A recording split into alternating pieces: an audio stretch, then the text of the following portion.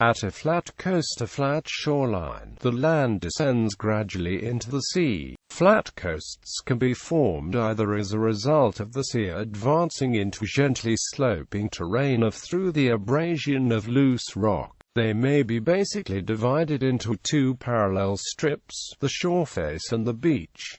Flat coasts consist of loose material such as sand and gravel. Wind transports finer grains of sand in and over the dunes.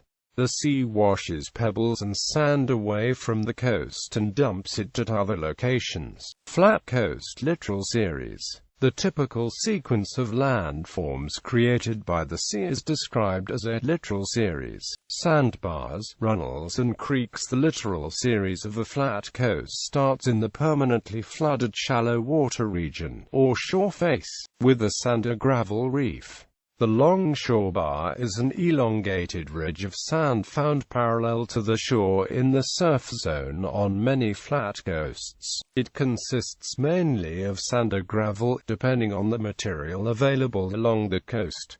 The sides of the sandbar fall gently away. The basin between a sandbar and the shore zone is called the runnel or swale. The presence of a bar clearly indicates that the movement of waves is transporting and depositing material on the seabed. There may be several bars whose longitudinal axes all run parallel to the beach and which are separated by equally parallel runnels or creeks. The drainage troughs in areas of tidal flats also run parallel to the coast. Shoreface and beach. The shoreface on flat coasts encompasses in its narrow sense that area which is subject to the constant action of moving water. This means that the landward boundary between shoreface and beach is the line of the average low water mark. However, this definition is not universal and frequently varies from author to author in the literature. Whilst some define the beach as the landward transition to the shoreface that extends from the low water mark to the highest high water mark, i.e., the zone that is only periodically or episodically flooded by water, other authors do not use the term beach for the landward element of a flat coast at all. They describe the region between the mean low water mark and the mean high water mark of the tides as the intertidal zone, a foreshore, and that area above the average high water mark as the supertidal zone, a backshore that is only directly attacked by water during storms. Because the backshore is often considerably flatter in appearance than the foreshore, which slopes clearly down towards the sea, it is also often referred to as a beach platform, which is why this part of the shore can be considered in practice to be the actual beach. The farthest point inland that is reached by storm surges is bounded by a belt of dunes, where floods can form a dune cliff berm on the beach. There is very often a bank of sand or a gravel ridge parallel to the shoreline and a few tens of centimeters high, known as the berm. On its landward side there is often a shallow runnel. The berm is formed by material transported by the breaking waves that is thrown beyond the average level of the sea. The coarse-grained material that can no longer be washed away by the backwash remains behind. The location and size of the berm is subject to seasonal changes. For example, a winter berm that has been thrown up by storm surges in winter is usually much more prominent and higher up the beach than berms formed by summer high tides.